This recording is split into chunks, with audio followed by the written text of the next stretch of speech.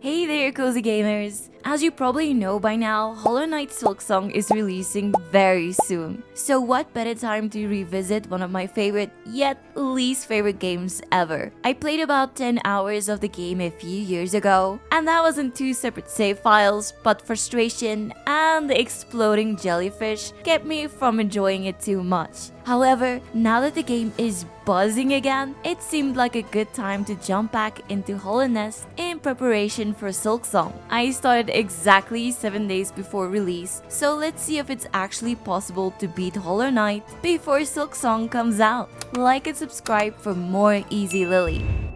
Oh no, what is this?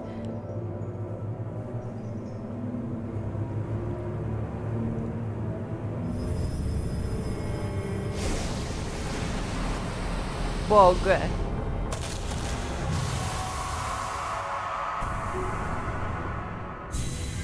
Oh no, the 3 all-seeing eyes. After a cryptic intro with strange symbols, I made my way through the tutorial area and arrived in the town of Dirtmouth without too much trouble. It looks pretty abandoned though, but at least this welcoming elderbug was the exception. I sat my hollow butt down on my first bench, which is just the cutest checkpoint mechanic. I made some new friends. Hello, friend. Hello there, how delightful to meet another traveler on these forgotten roads. And tested out my nail on some nearby bugs, who were very eager to attack me on sight. This brutality brought me face to face with a giant club-wielding foe who was way too slow. I did! Friend, you're safe! I made my way through the crossroads, found Conifer the map lover, some more worms. Oh, I see, you gotta like hold it in. Hi, friend! And another bench to catch my breath. I found a stag station and used it to fast travel back to town from the Papanada. Okay, we really need that one first, and this one. But since we're here, let's just buy this pin. Then it was time for the boss, who was a scary looking knight. It jumped around all dramatically with its big hammer. He's not happy. He's really not happy. Oh no. Oh no. Whoa, that was so close. But I felled it without too much fuss. Did we just beat the boss first time?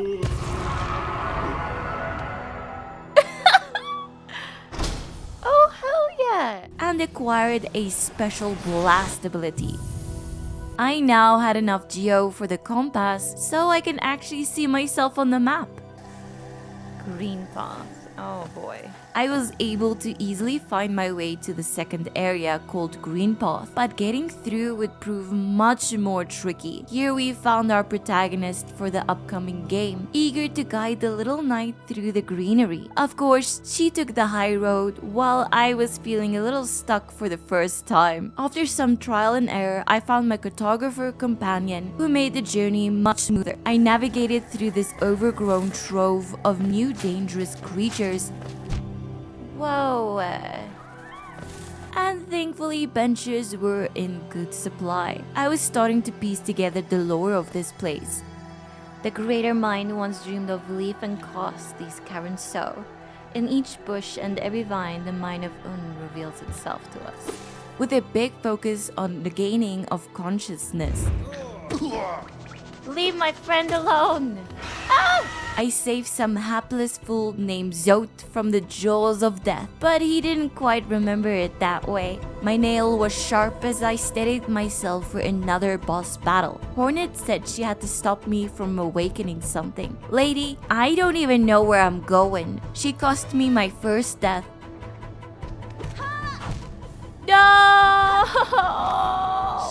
But I came back and took her down on my second try. I was rewarded for my combat skills with a very helpful dash ability. Beating the game was feeling more possible than ever. I would find the seals, break them, and free whatever had been imprisoned. That must be my purpose. I crushed a couple of moles and nabbed a shell charm to protect myself while healing. There was also a spiky jumping puzzle for which I got a thorny charm. Thorns of Agony. Ooh! I killed a big moss bug. Oh, we did it! and hopped on another's back to cross the spicy waters. My skills were slowly improving, and the addition of a dash was making me feel untouchable. Another big moment was crossing the jellyfish area that made me rage quit the game before. I got messed up. Oh, jeez! Jeez! What? But didn't let it get to me as I carefully dropped down to find the abandoned Queen Station. Pretty much everything down here is abandoned, but at least the station still looks pretty well kept, except for the moss, of course. Cause the station was an area completely taken over by mushrooms. Happily, I saw my map friend close to the start, but unfortunately, I had spent all my money buying pins at the Papanada. So naturally, I set out to slaughter every shroom in sight until I had the funds to pay for my path-finding parchment. The enemies were getting more and more creative in appearance and attacks. What is that? So I felt sure this was somewhere in the mid-game already. If only I knew. You're crazy. I met another fellow explorer. Hey, Claw. And bounced around some more before heading further down. Oh, what is this? We remember the elder. But I don't. Not long after, I found a lone mantis willing to test the strength of my nail. And just look at this warm welcome message. Wanderer seeking death, welcome. May you find swift end upon your claws. No, I don't want to die. I want to kill stuff. They must be expecting someone like me. The thorns were a real lifesaver and helped me make it all the way down to another movement upgrade, the Mantis Claw. That lets you wall jump. It was pretty tense getting this far, so I took the first road I could find out of this hostile village. Bench? What is this?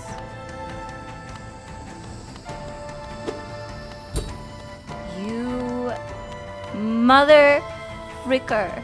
I found a friend again who suggested I upgrade my nail at the nearby city. Now that I could wall jump, I gained access to another thorny jump puzzle. This one was much tougher than those I've encountered so far, and I got scratched to pieces about 3 times before I was able to stumble my way through. I was overjoyed to beat this obstacle, so imagine my surprise when I got dive bombed for 2 damage out of nowhere. What was that? At least I respawned in the lost room, but still, not cool, burb. A new enemy showed itself, the possessed guard with its glowing orange eyes. It tried to slice me up on sight, but I was able to create some space and get the win. I stopped for a breath at the most scenic bench so far. It's crazy to get such a feeling of perspective in a 2D game. You can only see the rain hitting the window outside, but from your friend mentioning the capital ahead, you can just imagine the pretty view from up here. I located the blacksmith for my upgrade and was told I would need pale ore for another. As I went deeper into the city, I found a hidden collector and came upon the city square with a peculiar looking statue in its center. Hornet shed some more light on the nature of this kingdom and told me to find a grave of ash. Turns out I'm not the Hollow Knight after all. The real one seems to be trapped inside a black vault closer to the surface. It sounds like he was sealed away to protect the kingdom. I wonder from what? I guess I'll just have to wake him up and ask. I made my way through most of the area with only a single death, but thankfully no money was lost. I found the checkpoint and map together before heading further through the Soul Sanctum. 4 more deaths, and I was lucky enough to finally feast my eyes on the Soul Master, a much bigger version of the small magicians that gave me so much trouble. I still had an unspent 1.3k geo, which was not making me any less anxious. After another handful of deaths, I finally learned his moves well enough, but of course that made him throw a tantrum and break the floor. This cost me 1 more death. Ultimately, I aimed my nail well enough and brought him low, just like all the others. Back in town, I was invited to find a serious combat arena somewhere below the surface. Thanks, that really narrows it down. I decided to continue my exploration. I found the entrance to the crystal mines, but thought it was best to complete the mantis village first. It has been a while since I left, and my skills have come a long way since then. The path before me twisted itself so viciously that I ended up in my quickest boss battle so far. I came upon a charm-selling merchant, which was a very valuable find, and another merchant who would set shop in town. I found my way again to the mantis village, where a council of sorts was awaiting. This looked to be one final test, so I accepted their challenge and hoped for the best. Hope was pretty much all I had here, as the mantis lords continually wiped the floor with my knight so hard I actually got up and called it a night. But my pride was wounded, and 20 minutes later I was back at him. Then when I finally beat one, the other two were like, "Oh damn, guess we both gotta attack at the same time." At some point I equipped the shell charm, which helped a lot. Once I got the second knight down, the last one followed right on their tracks. I was feeling pretty good, and with this great sense of achievement, I was ready to tackle the next challenge head on. I did it! I defeated the mantis! Yeah, I did it. I did it. I did it. I did it. I did it. I did it. I did it. And so I came to an area called Deepnest, or as I fondly refer to it, hell. Almost immediately the area was swallowed in darkness, and I practically tripped over my map friend while stumbling around in blackness. Insta-death spike traps on the floors and walls, and enemies crawling out from all sides. Despite being at 1 health for most of the time, I got quite far. I never re-equipped my compass after the mantis fight, so there was no way of knowing which way I was going. Somehow I jumped down the right hole to land slap bang in the middle of a hot spring. Oh, we made it.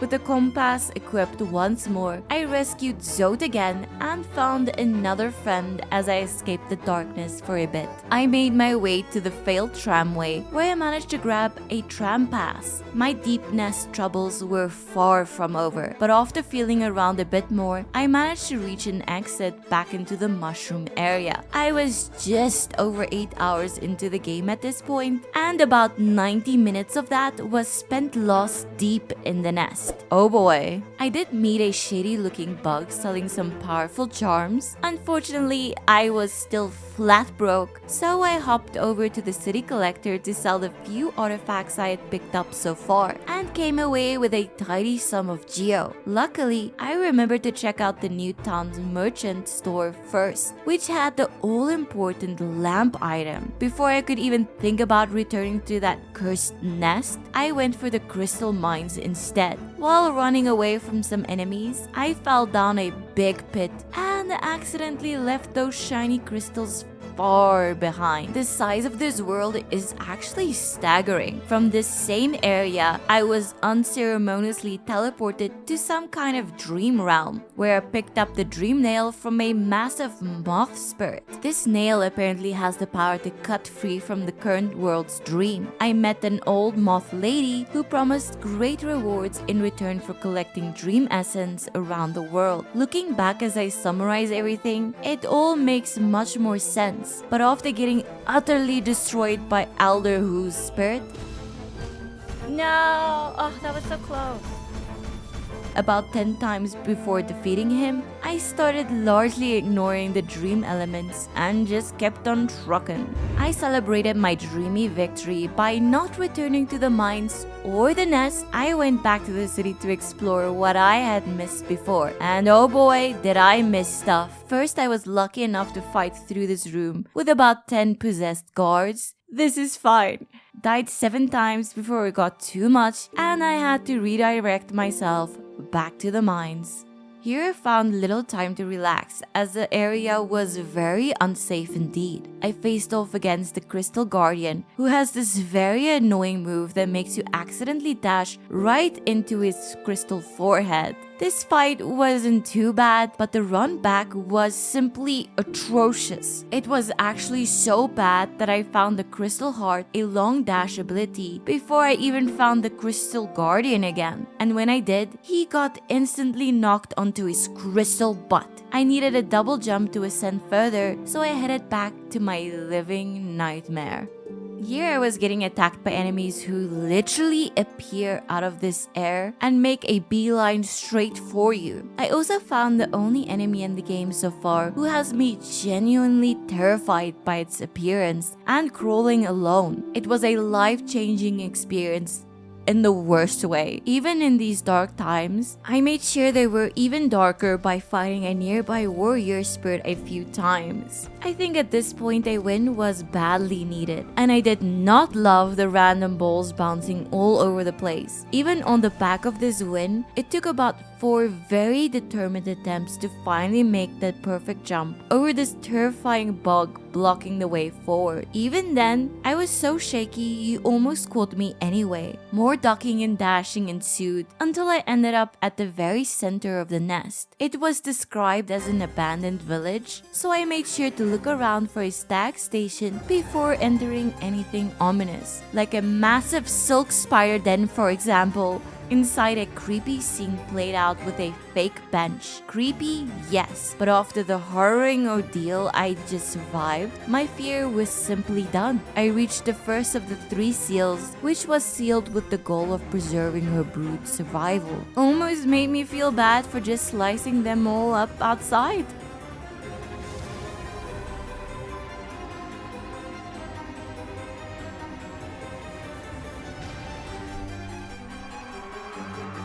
I headed back to the city for another nail upgrade, but opened the waterways first and got a bit distracted. The enemy sound design down here was particularly spooky in a very skin-crawling way.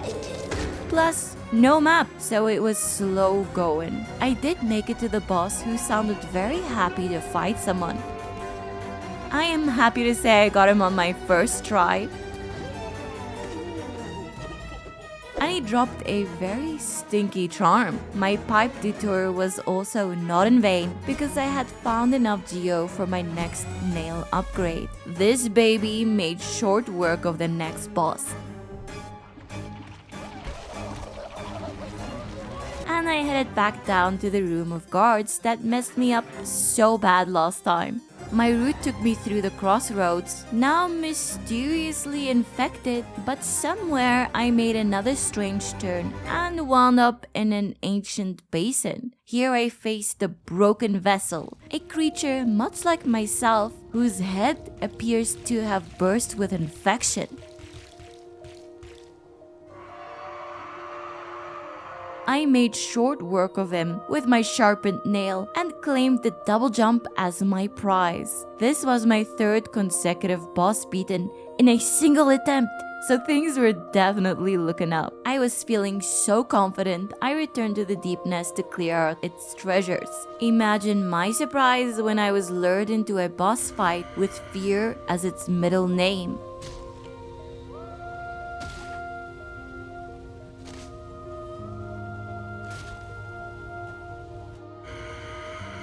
Nusk is on you in a flash as his trophies dangle lifelessly in the background. Literally nothing is safe from this guy. My little win streak was quickly dashed to pieces, and I racked up a record of 15 deaths before knocking him down for good and pocketing his pale ore. I got a pale ore from the moth lady earlier, so after a good spot of farming, it was time for that 3rd nail upgrade. I was feeling more confident than ever. I had just beaten the nightmare of Deepnest that literally haunted my nightmares for sport, and had gotten 2 weapon upgrades since I last set foot in the City of Tears. Unfortunately, no one told that to the 6 armored Watcher Knights blocking my way. Once the 2nd wakes up, they're just rolling me to tiny, flat pieces. I actually lost count of my deaths here. All I know is that after about 3 full hours, with a whole charm roster, I finally dashed well enough to get some dopamine flowing back to my brain again. This victory meant another trip to the dream world to break the second seal. This one was more infatuated with the king himself, it seems. Oh well. I covered some significant ground in my 19 hours so far, but countless little corners remained unmapped. I had the double jump, so it seemed appropriate to pay the mines a final visit. It was the best way to go, and right at the peak I found another elusive pale ore. I grabbed the dream shield and dusted off the hive knight for some precious hive blood. When you hit any bug with the dream nail, you can see their thoughts. Some are infected and can barely think straight, but incredibly, some are actually so conscious that they notice you're trying to read their mind. Trippy. I traveled to the grave of Ash like Hornet requested so long ago. She was there waiting, of course, and sought to test my strength one last time. And so I fell once before she returned the favor, granting me entry to the giant corpse of a worm containing the king's mark. Was this the king? Or did the king simply find the mark first? I finally found the hidden combat area with some familiar faces already waiting. I died once at the first arena, where Zote made a hilarious camo appearance. Oh no, Zote! Full of determination, I took on the second, where I died once more before holding on for an insane sequence of about 12 minutes to claim another pale ore. Now I knew the end was near. 2 seals down and only 1 pale ore to go. I pretty much bought out all the shops as well, with the exception of this one. I passed smoothly through the void to find a shade version of my dash. This made me invincible and to the spiky enemies while dashing. This ability helped me reach the Queen's Garden, where a strong boss was laying in wait. The Traitor Lord was definitely in my top 3 toughest bosses in this run. But with Cloth at my side, she put herself on the line to secure the killing blow. The Traitor Lord must have acted in service to this white lady, or perhaps her rope shows she was taken against her will. I lost a video of me breaking the 3rd seal, but didn't dilly-dally after doing so, and headed straight for the Black Egg Temple to free its prisoner. This turned out to be the Hollow Knight itself, a vessel created to contain the infection that crept into the world of conscious bugs. Coming fresh off the Traitor Lord, and with 1 upgrade tier shy of the maximum, I defeated the Hollow Knight on only my 2nd try, and bravely took its place as Hollow Knight's defense from the infection. Maybe the real Hollow Knight was the friends we made along the way? So that concluded my first run of Hollow Knight, just in time for Silksong. I found every location, but still had many unanswered questions, like what happens when you collect all the dream essence? And where, oh where, was that lost pale ore hiding? It took me a total of 27 hours and 22 minutes, but I made it through in one piece with 79% completion. I'm more ready for Silksong than ever before, so like and subscribe for more Hollow Lily, and I'll see you in the next video. Bye bye!